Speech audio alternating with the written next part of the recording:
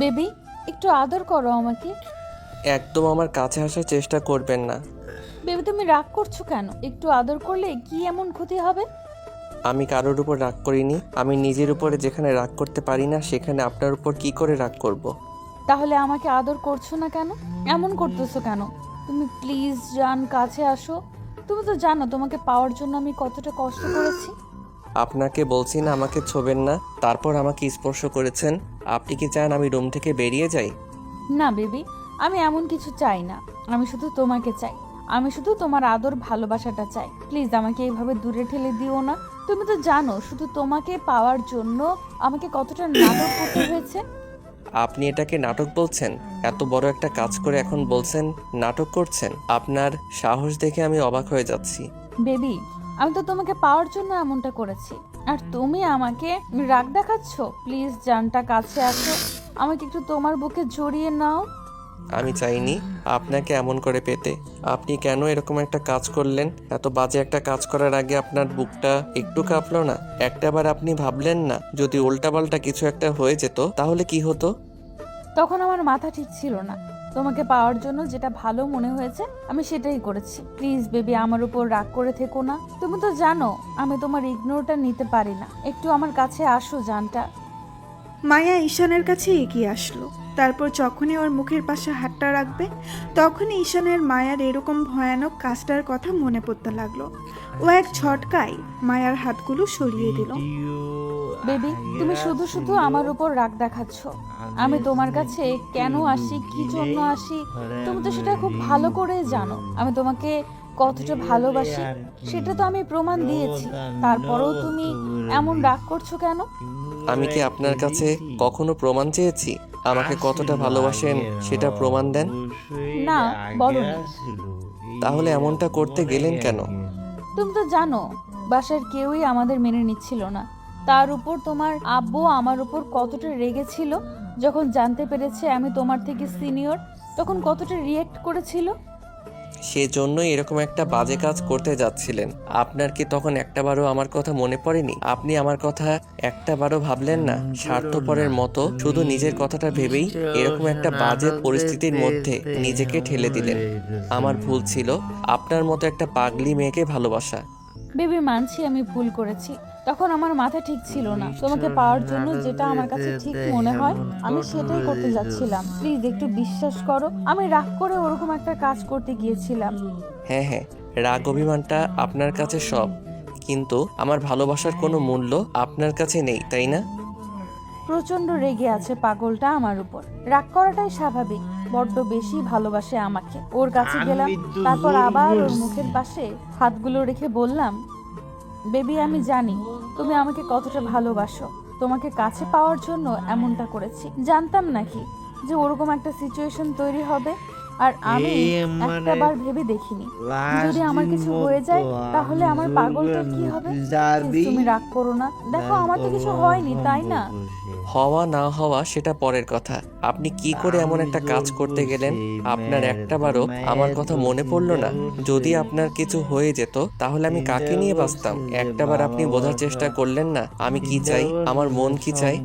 কিন্তু পরিবার তো আমাদের মেনে নিচ্ছিল না, তাই এমনটা করে ফেলেছিলাম। পরিবার কতদিন মেনে নিত না? 1 মাস, 1 বছর, 10 বছর? একটা সময় ঠিকই মেনে নিত। দরকার পড়লে পালিয়ে গিয়ে বিয়ে করতাম। তারপর আপনি এমন একটা কাজ কেন করতে গেলেন? যখন করলেন আপনার কি একটাবারও বিবেকে বাঁধলো না যে আমি কি চাই, আমার মন কি চাই? আমি তো ফ্যামিলির বিরুদ্ধে গিয়েও আপনাকে বিয়ে করতে রাজি ছিলাম। আমি বলেছিলাম না আপনাকে আমি কখনো ছেড়ে যাব না? জান, ওই কলিজা, বললাম তো আমার ভুল হয়ে গেছে। তোমাকে পাওয়ার জন্য ভুলে এরকম একটা কাজ করে ফেলেছি। জানতাম না কি এরকম হতে পারে। বিশ্বাস করো আমি চাইনি এমন কিছু হয়ে যাক, কিন্তু তখন মাথা ঠিক ছিল না। যখন তোমার কথাগুলো বলেছিলাম তখন আব্বু অনেক রাগারাগি করেছিল। আমার বিয়ে ঠিক করে দিয়েছিল, তাই রাগ করে ওরকম একটা কাজ করে ফেলেছিলাম। কিন্তু দেখো বেবি, আমার তো কিছু হয়নি, সামান্য একটু লেগেছে জান। আপনার কাছে সামান্য আমার কাছে মনে হচ্ছিল এই বুঝি আপনি হারিয়ে যাবেন। একদম আমার কাছে আসবেন না। আপনার অধিকার নেই আমাকে স্পর্শ করার। তোমাকে ভালোবাসি, তোমাকে স্পর্শ করতেই পারি। তুমি এমন রাগ করছো কেন বেবি? প্লিজ একটা বার আমার কথা শুনো। দেখো আমি মানছি আমি অন্যায় করেছি, তার জন্য তুমি কি আমার উপর রাগ করে থাকবে কলিজা? এরকম একটা রাতে তুমি আমার থেকে দূরে থাকবে বলো? তাহলে তখন মনে পড়েনি যদি আপনার কিছু হয়ে যেত সারা জীবনের জন্য আপনি আমাকে হারিয়ে ফেলতেন? কাকে কি বলছি আমি? আপনার কথা তো ছেড়ে দিলাম, আপনি তো মরে গিয়ে বেঁচে যেতেন, আমার কি হতো? আমি আপনাকে ছাড়া কি করে বাঁচতাম? আপনাকে আমি শতবার বুঝেছিলাম। ফ্যামিলি যতই বিপক্ষে কথা বলুক, যতটাই রাগারাগি করুক, দরকার পড়লে আমি আপনাকে সবার বিরুদ্ধে গিয়ে বিয়ে করব। 1 বছর 2 বছর মেনে না নিল, যখন আমাদের একটা বেবি হবে তখন আপনি আর আমি সবার সামনে আমাদের বেবিটাকে নিয়ে দাঁড়ালে ওরা ঠিকই আমাদেরকে মেনে নিত। আপনি কি করলেন? আমার দিকটা না ভেবেই শুধু নিজেকে শাস্তি দেওয়ার জন্য আমাকে না পাওয়ার কষ্টটা সহ্য করতে পারবেন না বলে নিজেকে মুক্তি দিতে এরকম একটা কাজ করতে গেলেন। তাহলে একটাবার ভাবলেন না আপনি চলে গেলে আমার কি হতো? কি আর হতো? কয়দিন কষ্টে থাকতে, তারপর ঠিকই ভুলে যেতে। মায়ার কথাতে ঈশানের বুকের ভেতরটা মোচড় দিয়ে উঠল। ও রেগে মায়ার গায়ে হাত তুলতেই হাত উঠালো। মায়া চোখ বন্ধ করে নিলে ঈশান থেমে গেল। রাগটাকে কন্ট্রোল করতে পারছিল না, তাই পাশে থাকা জানালার গ্লাসে সজোরে ঘুষি মেরে দিল। সাথে সাথে ঈশানের হাতটা কেটে রক্ত পড়তে শুরু হলো। এমন কিছু দেখে মায়ার বুকের মধ্যেও মোচড় দিয়ে ওঠে। ও প্রচন্ড ভয় পেয়ে যায়। তারপর দৌড়ে ওর কাছে আসলেই ঈশান ওকে থামিয়ে দিয়ে বলল, একদম আমার কাছে আসবেন না। কি করে ভাবলেন আপনার কিছু হয়ে গেলে আমি অন্য কাউকে ভালোবেসে সুখে থাকতে পারবো? এতটা স্বার্থপর আপনি কি করে ভাবতে পারলেন? এইরকম আমাকে ভালো কে আগে বেসেছিল, আমি না আপনি? কি করে ভাবতে পারলেন এমনটা? জান, ওই কলিজা, আমি কথাটা সিরিয়াস ভাবে বলিনি, মজা করে বলেছি। আর তাতেই তুমি এতটা রেগে গেলে? দেখি হাতের কি অবস্থা করলে। এই তুমি জানো না তোমার কষ্ট আমি সহ্য করতে পারি না? এমনটা কেন করলে? ইস, হাত থেকে কতটা রক্ত পড়ছে। দেখি আমার দিকে হাতটা দাও। বলছি না আপনি আমাকে স্পর্শ করবেন না, আপনার কোনো অধিকার নেই আমাকে স্পর্শ করার। প্লিজ কলিজা, পাগলামি করো না। তোমার হাত কেটে রক্ত পড়ছে, ব্যান্ডেজ করতে হবে। তুমি জানো না তোমার কষ্টটা আমি সহ্য করতে পারি না। আর তোমার হাতটা থেকে এত রক্ত পড়ছে, তাহলে আমি কি করে সেটা সহ্য করব বলো? কলিজা, দাও আমার দিকে হাতটা। কি অবস্থা করলে তুমি? হাতের ক্ষতটা দেখতে পেলেন, বুকের ক্ষতটা দেখতে পেলেন না। বেবি, আমি সব বুঝতে পারছি। আমি কথাটা এমন করে বলতে চাইনি। প্লিজ একটা বার আমাকে হাতটা দাও। কি অবস্থা করলে হাতে? আমার হাতের সামান্য আঘাতটুকুতে আপনার কলিজাটা ফেটে যাচ্ছে। তাহলে আপনার যদি কিছু হয়ে যেত সেটা আমার কাছে কতটা কষ্টের হতো, আমি কি করে সহ্য করতে পারতাম? যেখানে একটা দিন আপনাকে ছাড়া আমার কল্পনাতেও আসে না, সেখানে আপনি না থাকলে আমি কি করে বেঁচে থাকতাম বলেন? তার উপর আপনি এমন একটা মজা করছেন আমি নাকি আপনাকে ভুলে যাব। আপনাকে ভুলে যাওয়ার আগে তো আমি নিজেকেই ভুলে যাব। আপনি এমন একটা কথা বলতে পারলেন? ঈশানের চোখ দিয়ে টপ টপ করে পানি পড়ছে। মায়া সহ্য করতে না পেরে দৌড়ে গিয়ে ঈশানের সারা মুখে পাগলের মতো কিস করতে লাগলো। ঈশান চুপচাপ দাঁড়িয়ে আছে। মায়া এবার ওকে জড়িয়ে ধরে কান্না করে দিয়ে বলতে লাগলো, বেবি, আমি অনেক বড় ভুল করেছি। আমাকে এবারের মতো মাফ করে দাও। আর কখনো এরকম ভুল হবে না। তোমাকে ছেড়ে যাওয়ার কথা, নিজের কোনো ক্ষতি করার কথা ভাববো না। দেখো, আমার দুজনে এক হয়ে গেছি। তারপরও কেন এরকম রাগারাগি করে নিজেকে কষ্ট দিচ্ছ? তুমি যত পারো আমাকে মারো, বকো, দরকার পড়লে আমাকে কষ্ট দাও, আমি কিচ্ছু মনে করব না। তারপরও নিজেকে এমন করে কষ্ট দিও না প্লিজ কলিজা। তোমার কিছু হলে আমি সেটা সহ্য করতে পারি না, তুমি সেটা জানো না? যদি তাই হতো একটাবার আমাকে বোঝার চেষ্টা করতেন, না বুঝে এরকম একটা কথা বলতে পারতেন না। আমি ব্যর্থ হয়ে গেছি জানেন তো, আপনাকে বোঝাতেই পারিনি কতটুকু ভালোবাসি। আপনার কিছু হয়ে গেলে আমি কি নিয়ে থাকবো, কি করে বাঁচবো, একটাবার আপনি সেটা বোঝার চেষ্টাই করলেন না। আমার ভুল হয়ে গেছে। আমি আর কখনো তোমাকে এমন করে কষ্ট দিব না কলিজা। একটা বার আমাকে হাতটা দেখতে দাও। তোমার হাত থেকে অনেক রক্ত পড়ছে, আমার বুকের ভেতর যন্ত্রণা করছে। কলিজা, তুমি যদি এমন করে নিজেকে কষ্ট দাও তাহলে আমিও অনেক কষ্ট পাবো। মায়া খুব ভালোভাবে জানে ঈশান ওর কষ্টটা সহ্য করতে পারে না। মায়া ঈশানের হাতটা নিয়ে পরিষ্কার করতে লাগলো, তারপর শাড়ির আঁচলটা ছিঁড়ে হাতটা বেঁধে দিল। ঈশানের হাতটা ব্যান্ডেজ করা হয়ে গেলেই মায়া ওর হাতে কিস করতে লাগলো। ঈশান হাতটা ছাড়িয়ে নিয়ে ব্যালকনিতে চলে গেল।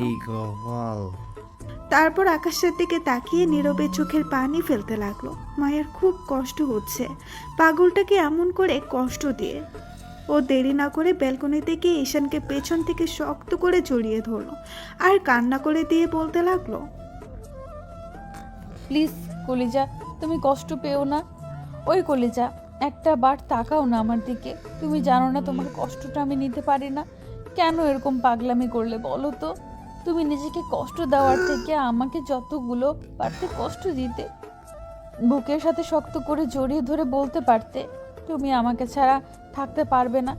কেন এমনটা করেছো? তারপরও এমন একটা কাজ কেন করতে গেলে? ঈশান কোনো কথা বলছে না। মায়া বারবার ওর সাথে কথা বলার চেষ্টা করছে। মায়া এক প্রকার হেসকে তুলে ফেলেছে কান্না করতে করতে। ঈশান কোনো কথা বলছিল না, তাই উপায় না পেয়ে মায়া বলল, কলেজে দেখো, আমার নিঃশ্বাস নিতে খুব কষ্ট হচ্ছে। তুমি যদি বারবার এইভাবে আমাকে ইগনোর করো তাহলে কিন্তু আমি এবার সত্যি তোমার থেকে দূরে হারিয়ে যাব। দেখো, আর কখনো ভুলেও কষ্ট দিতে পারবে না। ঈশান মায়ার দিকে ঘুরে ওকে বুকের সাথে শক্ত করে চেপে ধরলো আর বলতে লাগলো, আমি না আপনাকে বোঝাতে পারিনি আপনাকে আমি কতটুকু পরিমাণে ভালোবাসি। আপনার শরীরে এখন যদি বাতাসও একটু জোরে লাগে, সেই বাতাসটা আমার এখন শত্রু হয়ে যায়। তাহলে কি করে ভাবলেন? আপনার যদি কিছু হয়ে যায় তাহলে আমি কি করে থাকবো? বললাম তো সরি, তারপরও কেন রাগ করে আছো? তুমি তো জানো আমি একটু রাগী আর পাগলি। তোমার পাগলি উল্টাপাল্টা কিছু একটা করে ফেলেছে, তার জন্য তুমি রাগ করে থাকবে কলিজা? প্লিজ একটাবার মাফ করে দাও। আপনারা হয়তো ভাবছেন এখানে কি হচ্ছে, তাহলে শুনুন। ঈশান মায়ার সম্পর্কটা ছিল ম্যাম আর স্টুডেন্টের। ঈশান প্রথম যেদিন মায়াকে দেখেছিল সেদিন ওকে দেখেই প্রেমে পড়ে গেছিল, কিন্তু জানতো না মায়া ওদের ম্যাডাম। যখন জানতে পারে তখন ওর থেকে দূরে সরে থাকার চেষ্টা করত, কিন্তু তারপরেও বেহাইয়া মনটা দূরে সরে থাকতে দিত না। তারপর ঈশান মায়াকে প্রপোজ করলে মায়া অনেক অবাক হলেও ভেবেছিল ছোট মানুষ, তাই কোনো সিক্রেট করেনি। মায়া ঈশানকে বোঝায় ওদের সম্পর্কটা হবে না। তারপর ঈশান মায়াকে বোঝাতে না পেরে একদম পাগল হয়ে যাচ্ছিল। মায়া তখন ওর কষ্টটাকে আরো বাড়িয়ে দিয়েছিল। ওকে ইগনোর করে পুরো একটা মাস ঈশান ডিপ্রেশনের মধ্যে ছিল। তখন মায়া বুঝতে পারে ওই ঈশানকে ভালোবাসে, তাই সেটা প্রকাশ করেছিল। তখন ঈশান ওকে ইগনোর করতে থাকে। মায়া প্রচন্ড পরিমাণে কান্না করত, যার জন্য ঈশান ওকে বুকে টেনে নিয়েছিল। 6টা মাস না যেতেই দুই পরিবার জেনে যায়। দুই পরিবারের কেউ ওদের মেনে নিচ্ছিল না, আর মায়ার বাবা ওকে পুরো রুমে আটকে রেখেছিল। যখন জানতে পেরেছিল ঈশান ওর থেকে জুনিয়র, ঈশান আর আপু মানতে নারাজ ছিল। সেই সময় মায়া অনেক কান্না করেছিল। ঈশানও ভয় পেয়ে গেছিল মায়াকে হারিয়ে ফেলার। ওরা দুজনেই পরিবারের মানুষগুলোকে বোঝানোর চেষ্টা করে, কিন্তু কেউ যেন বুঝতেই চাচ্ছিল না। মায়া কান্না করে ঈশানকে বলেছিল ওকে না পেলে সুইসাইড করবে, কিন্তু মায়ার আপু অনেক রাগী মানুষ, জোর করে ওর বিয়ে ঠিক করে দিয়েছিল। তাই মায়া আর কোনো উপায় না পেয়ে হাত কেটে সুইসাইড করার চেষ্টা করে। তখন মায়ার আব্বু আম্মু মেয়েকে হারানোর ভয়ে ঈশানের আব্বু আম্মুর সাথে কথা বলে। ঈশানও সেদিন আব্বুর পা জড়িয়ে ধরে কান্না করে মায়াকে লাইফে চেয়েছিল। দুজনের কান্না কাটিতে সেদিন আব্বু আম্মু আর রাজি না হয়ে পারেনি, আর আজকে ওদের বিয়েটা হয়েছে। কিন্তু মায়ার উপর ঈশান প্রচন্ড পরিমাণে রেগে আছে এরকম একটা কাজ করাতে। তার উপর মায়া ভুল করে ওকে আবার কষ্ট দিয়ে ফেললো, যার জন্য রেগে গিয়ে ঈশান এরকম একটা কাজ করেছে। ঈশান কোনো কথা বলছে না, তাই মায়া ফুপিয়ে উঠলো আর বলতে লাগলো, জান, ওই কলিজা এখনো রাগ করে থাকবে আমার উপর? তুমি জানো না আমি তোমার আদরটা না পেলে শান্ত হতে পারি না। একটু আমাকে আদর করো। আর কখনো আপনি এসব কথা বলবেন না। আপনি জানেন না আমি আপনাকে কতটা ভালোবাসি, তাহলে কেন বুঝতে চান না? বুঝি বলেই তোমাকে হারিয়ে ফেলার ভয়ে এরকম একটা কাজ করে ফেলেছিলাম। দেখো, আমরা তো এখন দুজনে এক হয়ে গেছি, আর কেউ আমাদের আলাদা করবে না। আমি কখনো কোনো ভুল করব না। এখন থেকে তোমার সব কথা শুনবো জান। তুমি শুধু আমাকে বুকে জড়িয়ে রেখো। সেটা ঠিক আছে, কিন্তু আমাকে অনেক ভালোবাসতে হবে। আর আমি যখন দুষ্টামি করব, যখন আদর করতে চাইবো, দিতে হবে। এখন তো আমি তোমার বউ। এখন যা ইচ্ছা তুমি তাই করতে পারো। আমি কোনো বাধা দিব না। আমি তো চাই তুমি আমাকে আদর করো, ভালোবেসে নিজের করে নাও বেবি। তাহলে আর দেরি করছি কেন? ম্যাচটা শুরু করে ফেলি, কি বলেন? যা দুষ্টু, তোমার কি লজ্জা শরম বলতে কিছু নেই? দেখো সবাই কেমন তাকিয়ে আছে। ওকে, আমি সবাইকে বলে দিচ্ছি, আপনারা এখন সবাই আসতে পারেন। আমি আমার বাসরটা সেরে নেই, কি বলেন?